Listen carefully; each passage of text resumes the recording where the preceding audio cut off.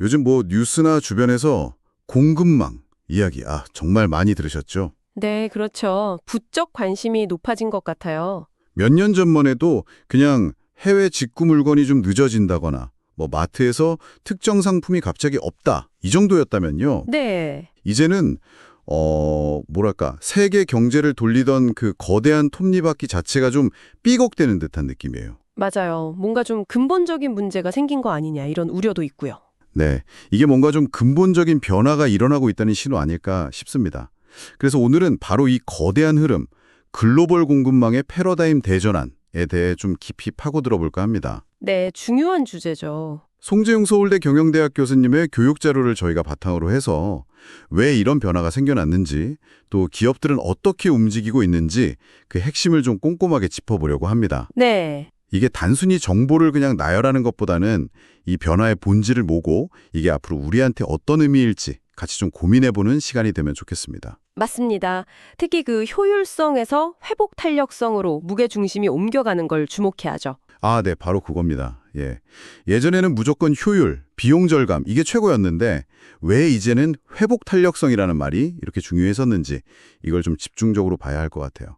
자, 그럼 한번 시작해 볼까요? 네, 좋습니다. 그러니까 과거에는 뭐 기업 경영의 교과서 하면 적시 생산, 영어로는 just in time이잖아요. 그렇죠. JIT.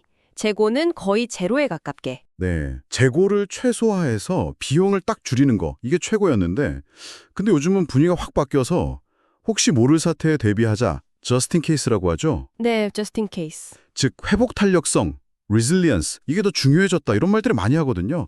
갑자기 왜 이렇게 분위기가 달라진 걸까요? 그 전환의 가장 큰 이유는요, 공급망이 한번 이렇게 흔들리면 그 치러야 할 대가가 생각보다 훨씬 크다는 걸, 이제 모두가 알게 됐기 때문입니다. 경험적으로요? 네. 자료에도 인용된 맥킨지 연구가 있는데요.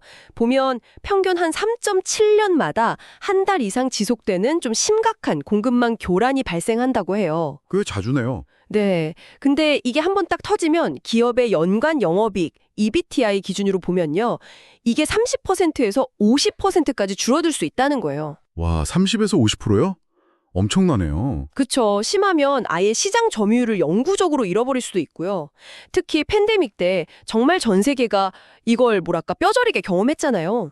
네. 마스크 대란부터 시작해서 뭐 정말 난리였죠. 맞아요. 실제로 2020년에 맥킨지가 설문조사를 했는데 응답한 기업의 93%가 앞으로 공급망의 회복 탄력성을 강화하는 쪽으로 바꾸겠다.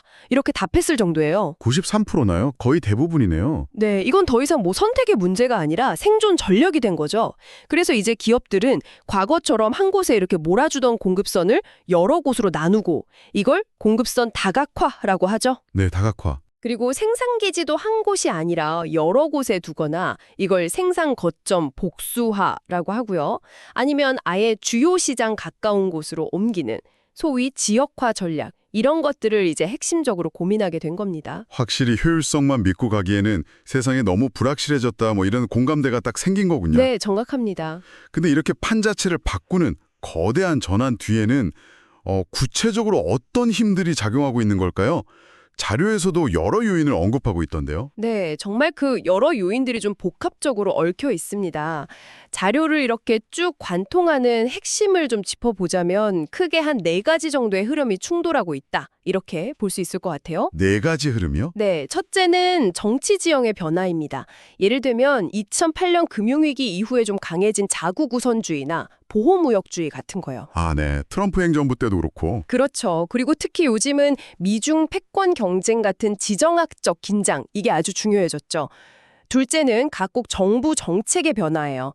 미국을 중심으로 해서 주요국들이 자국 제조업을 다시 살리겠다. 이러면서 리슈어링, 그러니까 해외 나간 공장을 다시 자국으로 불러들이려는 정책을 아주 강력하게 펴고 있습니다. 네, IRA나 반도체법 같은 것들이요. 맞습니다. 그리고 셋째는 정말 예상치 못한 충격, 바로 코로나19 팬데믹이죠. 그렇죠. 전 세계적으로 공급망이 마비되는 걸 경험하면서 이대로는 정말 안 되겠다는 위기감이 극도로 커졌고요. 마지막으로는 기술의 발전, 특히 AI 기반의 4차 산업혁명입니다. 기술 요인도 중요하군요. 네, 스마트 팩토리 같은 기술이 막 발전하면서 생산 방식이라든지 혹은 공장을 어디에 지을지에 대한 계산법 자체가 달라지고 있는 거죠. 결국 이 네 가지, 그러니까 정치, 정책, 팬데믹 쇼크, 그리고 기술 발전, 이게 서로 막 맞물리면서 돌아가니까 공급망의 불확실성이 그야말로 폭발적으로 증가한 겁니다. 아, 복합적이네요, 정말. 네. 그래서 자료에서도 지금은 이런 예측 불가능한 변화에 얼마나 유연하게 잘 대응하느냐, 이걸 전략적 민첩성이라고 표현하는데요. 이게 기업의 생존을 좌우한다고 강조하고 있습니다. 전략적 민첩성. 네. 말씀하신 요인들 중에서 특히 그 미중 갈등 같은 지정학적 리스크, 이게 정말 큰 변수 같아 보입니다. 네, 아주 중요하죠. 자료에서도 마침 트럼프 전 대통령의 재집권 가능성, 그리고 그 영향에 대해서도 좀 비중 있게 다루고 있더라고요. 이 부분은 저희가 뭐 특정 정치 입장을 지지하는 건 아니고요. 자료에 나온 분석과 전망을 좀 객관적으로 전달하는 차원에서 말씀드리겠습니다. 네, 그게 좋겠습니다. 만약에 트럼프 행정부가 다시 들어설 경우 현재 바이든 행정부와 비교해서 공급망 전략에 어떤 차이가 예상될까요? 네, 그 자료에 따르면 정책 방향에서 꽤 뚜렷한 차이가 있을 걸로 예상됩니다. 핵심만 좀 요약해서 말씀드리면 우선 관세 정책을 보면요. 트럼프 행정부는 과거처럼 상호 관세나 뭐 보편 관세 같은 아주 강력한 관세 카드를 이걸 협상이나 압박 수단으로 적극적으로 활용할 가능성이 크다고 봅니다. 네, 관세를 무기화하는 거죠. 그렇죠. 반면에 바이든 행정부는 현재의 관세 기조를 유지할 가능성이 높다고 보고요. 근데 공급망 전략에서는 더 큰 차이가 보이는데요. 트럼프 행정부는 역시 미국 우선주의를 바탕으로 하니까 동맹보다는 자국 중심으로 공장을 옮기는, 즉 리쇼어링을 아주 강력하게 압박할 가능성이 큽니다. 아, 동맹이고 뭐고 일단 미국으로 와라. 이건가요?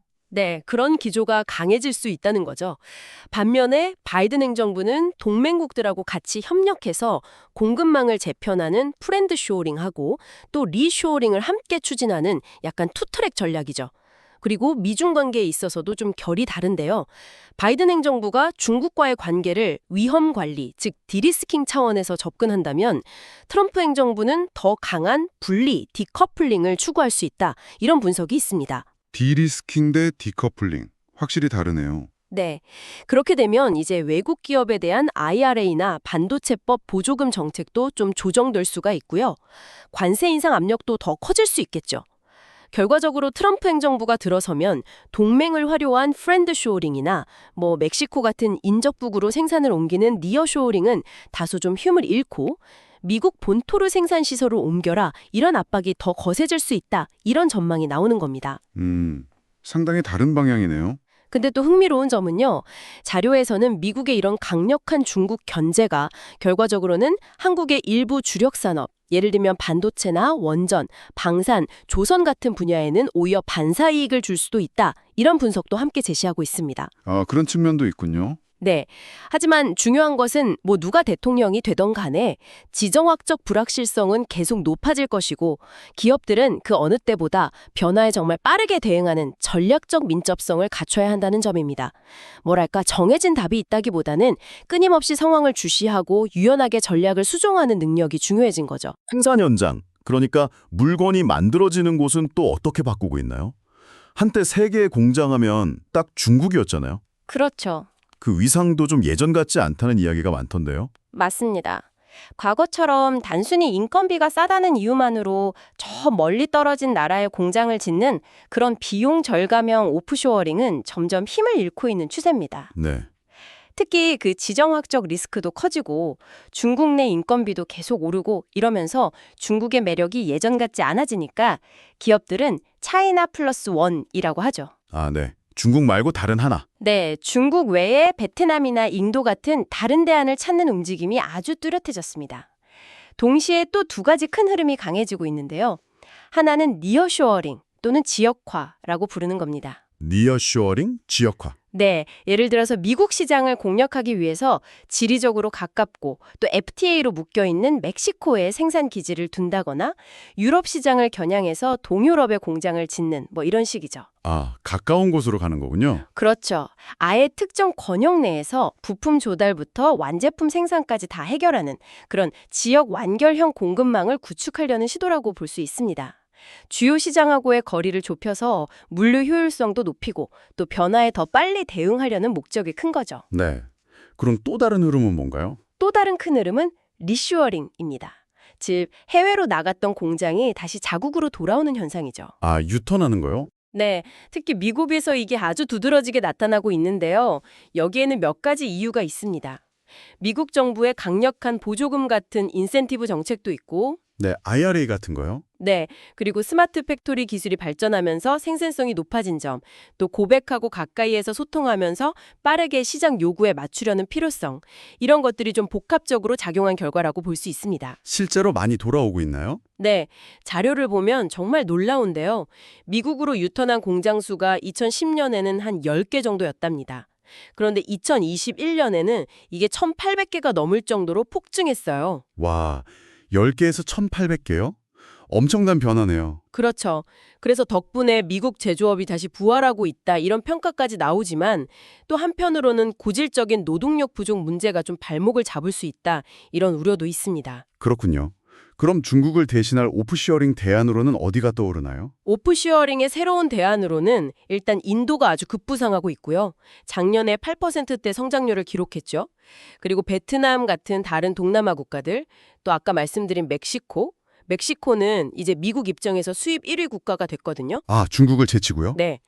그리고 동유럽 등 이런 지역들이 새로운 생산 거점으로 주목받고 있습니다. 다만 이 역시 트럼프 행정부가 만약에 상호관세 같은 카드를 다시 꺼내든다면 또 다른 도전에 직면할 수 있다는 변수는 여전히 남아 있습니다. 아, 이것도 참 복잡하네요. 네. 확실한 건 그 생산기지의 지도, 이게 정말 빠르게 다시 그려지고 있다는 겁니다. 생산 지도가 이렇게 역동적으로 바뀌는군요. 아까 변화의 동인 중 하나로 기술, 특히 AI하고 4차 산업혁명을 언급하셨잖아요. 네, 그랬죠. 이게 구체적으로 공급망 재편에 어떤 영향을 주고 있는 건가요? AI 기술은요, 공급망 대전환을 단순히 그냥 가속하는 정도가 아니라 그 방향 자체를 바꾸는 핵심 동력이다, 이렇게 말할 수 있을 것 같습니다. 방향 자체를 바꾼다고요? 네, AI 시장 자체도 보면 연평균 35% 이상 엄청나게 성장하고 있어서 2030년에는 뭐 1조 달러가 훌쩍 넘는 규모가 될 거다 이런 전망도 있고요. 골드만삭스 같은 경우는 AI 덕분에 앞으로 10년 동안 미국의 생산성, 이게 총 요소 생산성 기준으로 9% 이상, GDP는 6% 이상 오를 수 있다 이렇게 예측하기도 했습니다. 와, 엄청난 잠재력이네요. 그렇죠. 그래서 어느 정부가 들어서든 AI 분야 투자는 계속 강화될 가능성이 높다고 보고요. 그럼 AI 혁명이 기업에게 주는 기회는 뭐냐? 크게 한 4가지 측면에서 볼 수 있는데요. 첫째는 빅데이터나 클라우드, IoT 같은 기술하고 결합해서 고객 개개인에게 딱 맞춘 새로운 비즈니스 모델을 만들 수 있다는 겁니다. 맞춤형 서비스 같은 거요? 네. 그리고 둘째, 스마트 팩토리를 통해서 생산성하고 품질을 획기적으로 높이고 원가를 절감할 수 있는데 이게 바로 인건비가 비싼 선진국으로 공장을 다시 옮기는 리쇼어링을 가능하게 하는 아주 중요한 기술적 기반이 되는 거죠. 아, 기술 덕분에 리쇼어링이 더 가능해지는 거군요. 그렇습니다. 셋째는요, 산업 간의 경계가 막 허물어지면서 네. 그리고 넷째, 이런 흐름 속에서는 강력한 플랫폼을 장악하는 게 정말 중요해지고 기업 외부의 아이디어나 기술을 적극적으로 활용하는 개방형 혁신, 오픈 이노베이션의 중요성이 더 커집니다. 현재로서는 미국하고 중국의 빅테크 기업들이 이 플랫폼 경쟁을 주도하고 있고요. AI 발전 단계를 보면 지금은 뭐 인프라 구축이나 AI 서비스 개발 단계, 그러니까 1, 2단계 정도라고 볼 수 있는데요. 앞으로는 로봇이나 스마트 팩토리, 자율주행차처럼 물리적인 세계하고 AI가 직접 결합하는 3단계로 나아가면서 공급망을 운영하는 방식 자체를 근본적으로 바꿔놓을 잠재력이 아주 큽니다. 와, AI가 단순히 효율성을 높이는 도구를 넘어서 이 공급망의 판 자체를 바꾸는 게임 체인저 역할을 할 수도 있다는 거군요.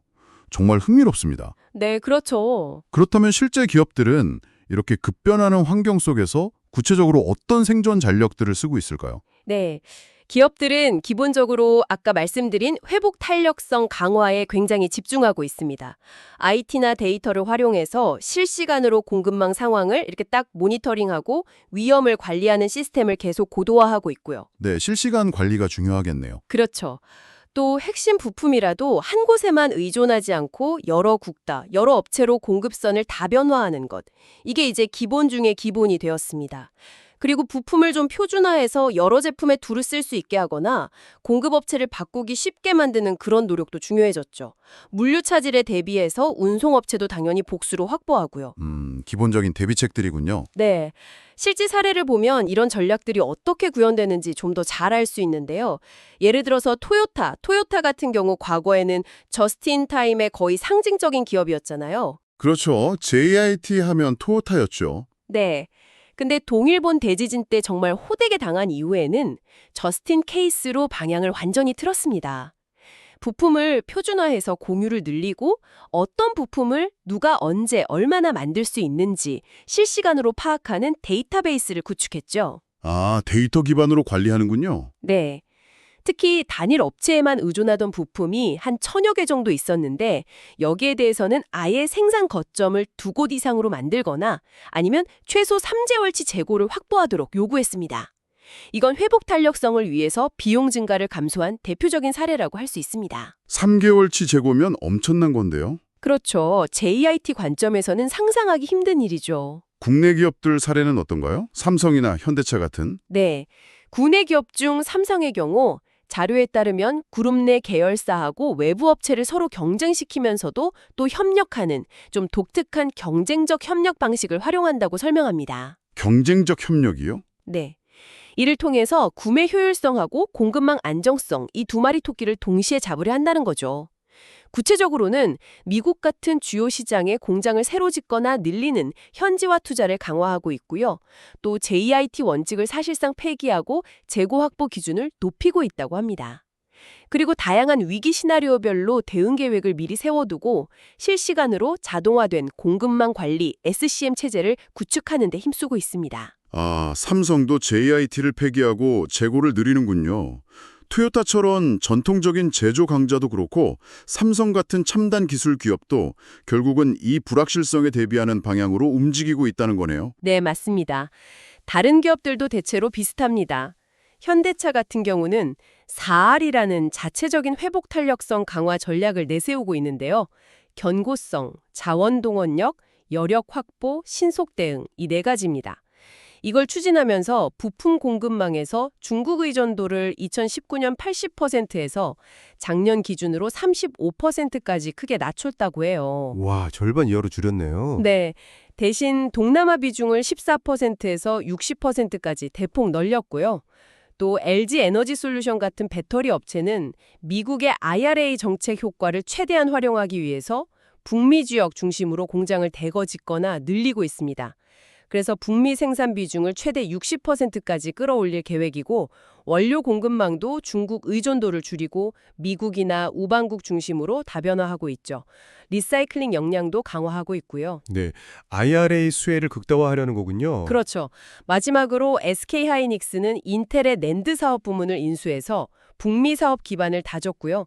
최근 AI 열풍의 핵심 부품인 HBM, 고대역폭 메모리 생산을 위해서 미국 인디애나에 39억 달러를 투자해서 대규모 패키징 공장을 짓기로 결정했습니다. 아, HBM 때문에 미국 투자를 결정했군요. 네, 결국 이 모든 사례들이 다 지정학적인 변화와 기술 트렌드에 발맞춰서 생존하고 또 성장하기 위한 그런 전략적인 움직임이다. 이렇게 볼 수 있습니다. 네, 오늘 글로벌 공급망의 이 거대한 전환에 대해서 정말 깊이 파고 들어봤습니다.